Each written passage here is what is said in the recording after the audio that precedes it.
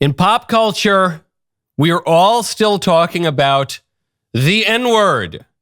Now, the very fact that I'm saying the N-word shows you that this is the unspeakable word. As I wrote in my book, Speechless, Controlling Words, Controlling Minds, it is the word, thank you. It is the word that is treated with the awe and reverence with which the ancient Israelites treated the unspeakable name of God.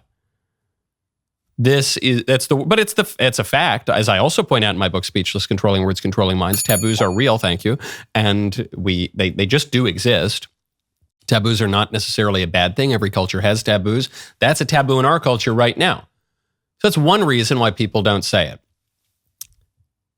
Then Shiloh Hendricks, while some Somali kid was robbing her toddler on the playground in Minnesota, Shiloh Hendricks allegedly said the word, and then some alleged Somali child rapist started filming her and said, "Did you say that word?" And then she said the word multiple times, and then the internet gave her over $500,000. I think now it's up to $700,000. So now we're all talking about the N-word, a word that we're not even saying.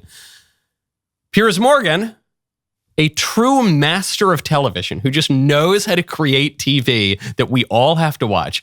Piers Morgan invites a woman on to debate the use of the word, and it goes about as you would expect. Do you use the N-word out of interest? Yes. You would?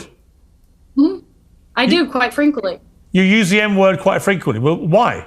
Other than the fact you're a despicable racist. Are you? Some would say I am. I guess according to the ADL, I'm a white supremacist. I'm a neo-Nazi. Yeah, well, if you use the N-word repeatedly, you are a racist then, are you? Are you? Sure, I'll embrace that. If that means forwarding, helping white people achieve freedom of speech, real freedom of speech, which, by the way, Shiloh Hendricks is being attacked on all fronts. They're trying to bring legal charges against her. They're trying to get her children taken away. So you were saying Carmelo Anthony, it doesn't matter. That's a different. Sorry, but just to be thing. clear, you just said to me you use the N-word regularly. In what context? Do you use it with black people? Yes, if it's appropriate. When would it be appropriate to use the N-word? When would it be appropriate? Anytime I feel like it. So you're an unashamed racist. Correct. Cinema. This is the Martin Scorsese meme. TV. This is good. Man, is this good TV. You got to give it to Piers and to this gal, Lilly. I don't have her exact name. Lilly something or other, who went viral, by the way. This just shows you what great TV this is. Piers has her on, he goes, we're all debating the N-word. Would you ever say the N-word? This girl only went viral for saying the N-word in this video. You're getting the opinion of some dumb whores and immigrants fresh off the boat looking for a green card. Yes, they are probably gold diggers, but that's the exception. I'm the rule. Everybody I know who's married right now, they're married to broke niggas. Okay, broke ninjas. Broke fellas. That's what she said. By the way, the producers tell me her name is Lilly Gaddis. So she went viral, as do many young women on TikTok, for, being kind of outrageous and demanding attention. And she got the attention she demanded, so that's fine. But notice here, she's using the word in a way that has nothing to do with race. Right? She's using the word truly as it is used in rap songs and as it is used in pop culture to mean fellas, to mean guys, to mean buddies. I'm dating those broke fellas. The way she's using it in that video has nothing to do with race. But she got a lot of blowback for it, and then she doubled down, and now that's her thing. Now that's what Piers Morgan calls her to talk about, and then pretends like he doesn't know that she supports using that word. She's kind of backed herself into a corner into defending the word on racial grounds, when in fact the reason she went viral in the first place is to use the word colloquially and say, hey, look, if you're using this word in an innocent way, like, you shouldn't have your life ruined. It's not that big a deal. The taboo is too intense for this word by any reasonable standard, which is a fair point that she's making, that she is implicitly making in the first video. In the second video, it's a less reasonable point when she says, yeah, I call black people this word all the time. And whenever it's appropriate. When's it appropriate? Whenever I feel like it, that's when it's appropriate. This is kind of, tyranny of the will, voluntarist vision of using words. And she's backed herself into a corner. And this is a political issue because I find that conservatives have backed themselves into a corner on the N-word and on all of these discussions. And actually, you know how I hate to say I told you so, and I've mentioned my book twice now today on the show. I wrote my book largely to prevent conservatives from backing themselves into a corner here. Because now this debate, once again, is about free speech. But as I mentioned, the first time around, when we were talking about Shiloh Hendricks, when I was defending people who donated to her, when I was pointing out the cultural context and grievances that led to this interaction on a playground, I pointed out, no one, not one person, is seriously defending calling a 5-year-old kid a racial slur.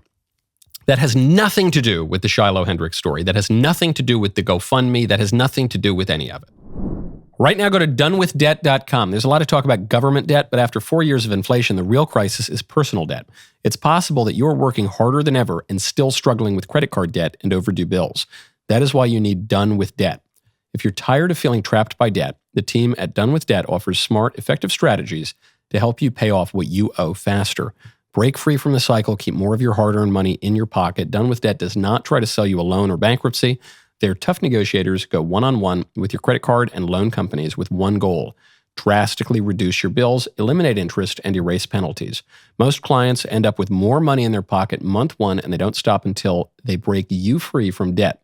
Take a few minutes, visit donewithdebt.com, talk with one of their strategists. It is free. Keep in mind, some of their solutions are time sensitive, so you'll need to move quickly. Go to donewithdebt.com right now. Do not let debt ruin your life. I've seen how stressful, how brutal it can be. Go to donewithdebt.com right now. Donewithdebt.com. What this is really about is Austin Metcalf and racial double standards and mass migration. That's what it's about. And the huge influx of Somalis into Minnesota, which creates racial and cultural tension, just as would occur if you had a mass influx of Minnesotans into Somalia. That's what it's really about. This debate that we're having right now, that Piers Morgan has exemplified so beautifully, is not about free speech. Because you could say, hey, what if I use this word, this really naughty word that you're not supposed to say? What would happen then? And you say, well, it would probably be shocking, because that's the unutterable word, so it would shock people. And it would even probably be pretty funny in a lot of contexts, but it would be vulgar, it would be impolite, it would be ill-advised. If you're it wouldn't be very ladylike, so I'd avoid saying it. And then the person would say, well, what, you don't support free speech? Absolutely. I'd say, no, I don't. Because that's a lib thing, and I'm a conservative. So no, I like standards and norms. And there's no such thing as absolute free speech, because every culture has taboos, because we're human beings. Oh, so then what should we do? What should the conservative response to this be? Should we play along with the ridiculous racial double standards and taboos that the left has installed over the last 30, 40 years? No. Even on the matter of the N-word, the phrase the N-word pops up in the 1990s. It's around the O.J. Simpson trial. And who was the guy who got beaten? Rodney King. It was about Rodney King and O.J. Simpson. And specifically O.J. Simpson. Before that, the New York Times was just writing the word out. N-I-G-G-E-R was just right down there in The Gray Lady. The N-word comes up like 30 years ago. But it does actually become a new taboo. Does this mean that should be the one unutterable word and we should go along with the left's standards? No. But likewise, it doesn't mean that we should eradicate all standards entirely. I don't want women speaking like sailors. I don't even think men should speak like sailors, not in public at least. There are plenty of words I wouldn't say on this show. Many, many words, because I try to make this a wholesome family show, okay? So there are a lot of words. I'll use euphemisms. I'll speak around them. All people use euphemisms. And we use euphemisms to soften harsh realities, and the left uses euphemisms to deny and invert realities that they don't like. But it's okay to call a woman of a certain age, to call an old woman a woman of a certain age is perfectly reasonable. That's a polite thing to do. To call a man a woman is the wrong thing to do because it's lying. So the conservative response to this should not be to go along with the left's standards. And the conservative response should not be to blow up standards entirely. It should be to defend appropriate standards. There should be words that are taboo. There should be things that we discourage and punish in society, at least at a cultural level. Those should be things like sacrilege. Those should be blasphemy. Those should be things like vulgarity, profanity. Those should be things like threats and obscenity and fraud and libel and slander and all the things that we traditionally have suppressed and discouraged. And the true taboos, taboo is a religious term.